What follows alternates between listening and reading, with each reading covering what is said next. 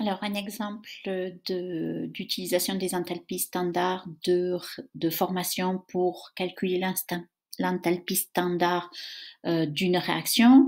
Ici, on a la réaction de l'éthine avec l'hydrogène pour donner l'éthane. C'est donc une réaction d'hydrogénation. On va appliquer notre formule.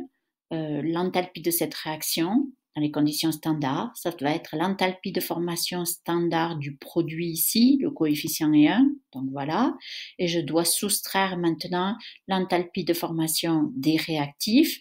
Il n'y aura ici que celle de l'éthine, puisque H2 est un élément dont son enthalpie de formation est égale à 0. Et voilà, on calcule très simplement.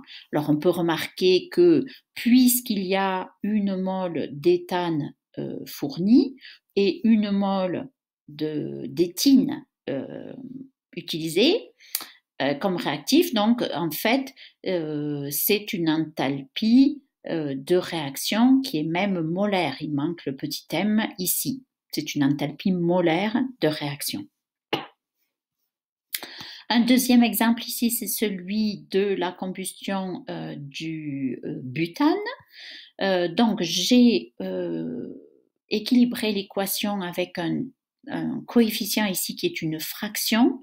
Vous allez probablement à l'université devoir vous habituer à ça. Puisqu'on me demande directement une enthalpie de combustion standard molaire, je n'ai qu'à, et par rapport au butane, donc je n'ai qu'à écrire et équilibrer mon équation chimique pour une mole de butane ici.